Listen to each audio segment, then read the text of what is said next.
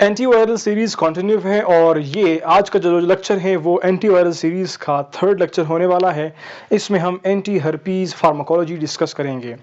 As usual पहले मैं आप लोगों को बताऊंगा स्ट्रैटेजी, जिस तरीके से कि हम इस लेक्चर को आसान करने वाले हैं। मतलब मैं आप लोगों को पहले वो पॉइंट्स बताऊंगा जिसके थ्रू हम इस लेक्चर को डिस्कस करेंगे।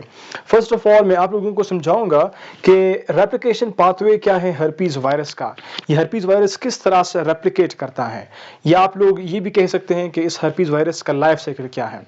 मतलब ये है इस पॉइंट से कि ये हर्पीज वायरस किस तरह से एक सेल की जानिब पहुंचता है, उस सेल को फिर इन्फेक्ट करके उस सेल के अंदर अपने मल्टीपल कॉपीज बनाता है और फिर वो कॉपीज उस सेल से बाहर निकलते हैं और नए सेल्स को फिर वो इन्फेक्ट करते हैं। इस तरह से ये जो सेल साइकिल है वो मैं आप लोगों को समझाऊंगा। अभी मैं क्यों सेल साइकिल समझाऊंगा, वो इसलिए ताकि फिर हमारे लिए आसानी हो फार्माकोलॉजिकल टारगेट्स जानना। मतलब ये है इस पॉइंट से कि हमारे पास फार्माकोलॉजी में जो ड्रग्स हैं उन ड्रग्स के साइट ऑफ एक्शन और फिर उनका मैकेनिज्म ऑफ एक्शन हमारे लिए फिर जानना बहुत ही आसान हो जाएगा। That's it, very simple criteria आप लोगों को समझाने के लिए। तो स्टार्ट करते हैं हमारा discussion from the very first point, replication pathway या फिर life cycle of the herpes virus. याद रखिए कि हर्पीज वायरस जो है वो एक डीएनए वायरस है। क्या? डीएनए वायरस है। ये वायरस जब फाइंड करता है एक सेल को, ये हमारे पास सेल है और ये वायरस है, डीएनए वायरस है। कौन सा? हर्पीज वायरस है। ये वायरस जब फाइंड करता है उस सेल को, तो सेल को by of its spike, GP spikes इसको हम लोग बोलते हैं, ग्लाइकोप्रोटीन्स के कुछ स्पाइक्स होते हैं जिसके थ्रू ये इस सेल पर मौजूद इस रिसेप्टर को फाइंड करते हैं, फिर उस पर बाइंड करते हैं। अभी ये स्पाइक और रिसेप्टर के आपस में क्या होंगी? अटैचमेंट होगी।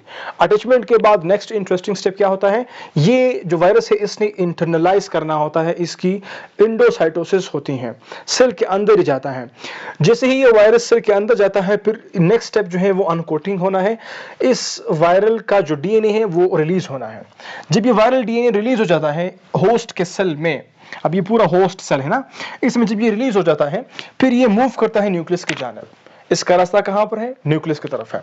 न्यूक्लियस की जानिब जब ये पहुंचता है और फिर वहां पर ये अपने वायरल एंजाइम्स के थ्रू, जिसको बोलते हैं इंटीग्रेस, उनके थ्रू ये डीएनए जो है इस होस्ट के डीएनए के साथ मर्ज करता है, कंबाइन करता है, फ्यूज होता है।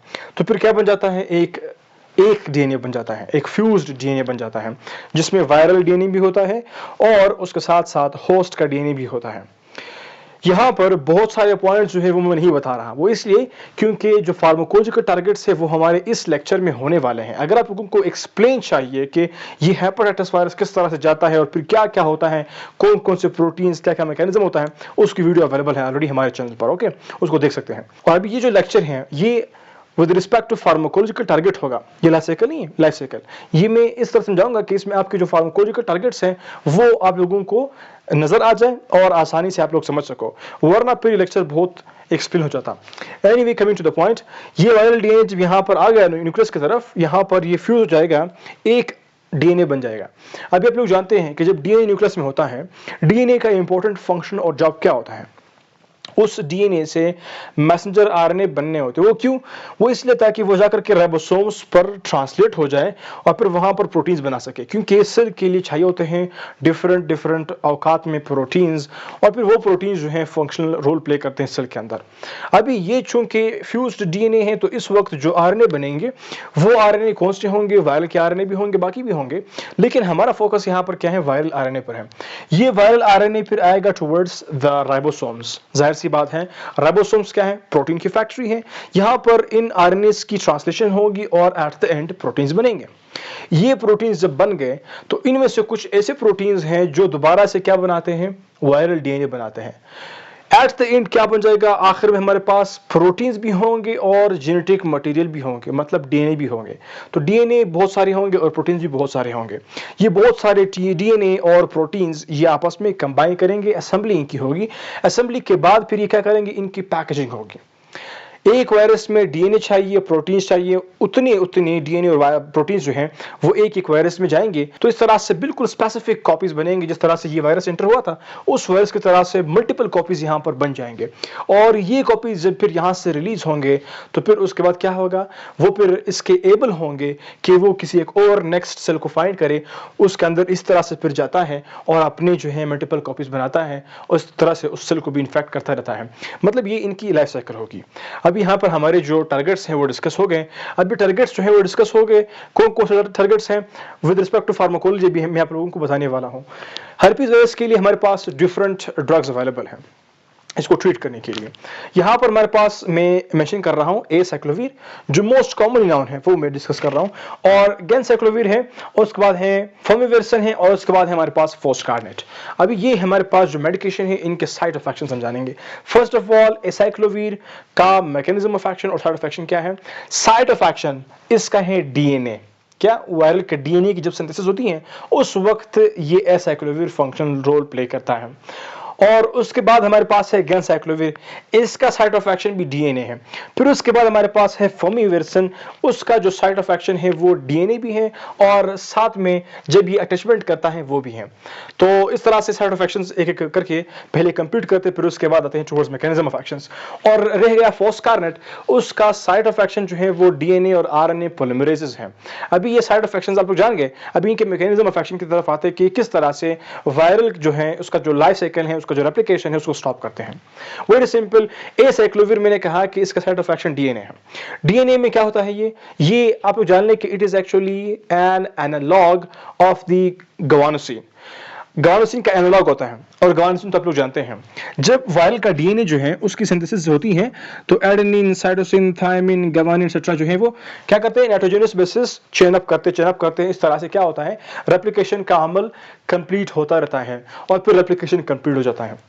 होता क्या है, जब हम लोग एसाइक्लोविर देते हैं ये एनालॉग है, बिल्कुल यहां पर जो गवानोसिन होता है उसकी तरह से होता है, वायरल के गवानोसिन की तरह से ये एसाइक्लोविर होता है। तो एसाइक्लोविर क्या है, असल में ये गवानोसिन है, और इस तरह गवानोसिन है कि इसको हम लोग बोलते हैं डीऑक्सी गवानोसिन। वो क्यों, क्योंकि इसके स्ट्रक्चर में क्या नहीं होता, ऑक्सीजन नहीं होता। और आप लोग जानते हैं कि हाइड्रोक्सिल जो है इंपॉर्टेंट रोल प्ले करता है नाइट्रोजनस बेसिस में कि वो एक दूसरे को क्या करें, चेन अप करें। तो जब ये हम देते हैं एसाइक्लोविर, वो इस गवानोसिन की जगह पर आ जाता है, और ये एक आप लोग समझ ले इस तरह से कि ये नॉन फंक्शनल गवानोसिन होगा। तो फिर क्या होगा, फिर जब ये आएगा, मैं ब्लैक से यहां पर प्रेजेंट करता हूं, जब ये गवानोसिन आ गया, कौन सा, एसाइक्लोविर, जब यहां पर बाइंड करेगा तो फिर क्या होगा, फिर आगे से जो चेनिंग है वो नहीं होगी, चेन अप नहीं होगा, मतलब ये जो है चेन की प्रोलॉन्गेशन या इलॉन्गेशन नहीं होगी। तो फिर क्या होगा, चेन टर्मिनेशन होगा। चेन टर्मिनेशन हुआ तो फिर क्या होगा, वेरी सिंपल, डीएनए की जो रेप्लिकेशन है वो रुक जाएगी। That's it, very simple. फिर उसके बाद हमारे पास है गेनसाइक्लोविर, ये भी एक एनालॉग है किसका, गवानोसिन का, थोड़ा सा मॉडिफाइड है। ये एसाइक्लोविर है और ये गेनसाइक्लोविर है, दोनों तकरीबन एक जैसे हैं, स्लाइट मॉडिफिकेशन इसमें है, वो भी हाइड्रोक्सिल में। इसमें हमारे पास जो है वो 3 हाइड्रोक्सिल नहीं है, वहां पर 5 का इंपॉर्टेंट रोल है। मैं इसकी कॉम्प्लेक्स स्ट्रक्चर में नहीं जा रहा केमिस्ट्री में। Coming to the very simple point के गेनसाइक्लोविर क्या करता है, ये भी एनालॉग है किस, गवानोसिन का। अगर हम लोग एसाइक्लोविर दे या फिर गेनसाइक्लोविर दे तो फिर क्या होगा, यहां पर ये दोनों क्या करवाएंगे, चेन की प्रोलॉन्गेशन को इनहिबिट करेंगे, चेन की टर्मिनेशन करेंगे, मतलब ये कि डीएनए की सिंथेसिस को ये बंद कर देंगे, खत्म कर देंगे। उसके बाद फिर क्या होगा, हमारे पास है नेक्स्ट वन, दैट इज फोमिविरसन। अब ये फोमिविरसन क्या करते हैं, इसके 2 इंपॉर्टेंट रोल हैं, एक है हमारे पास अटैचमेंट पर, दूसरा है हमारे पास आरएनए पर। अटैचमेंट पर क्या करता है, ये जो वायरल का आरएनए है, ये जो वायरस है इसका इस होस्ट सेल के साथ अटैचमेंट को ये इनहिबिट करता है।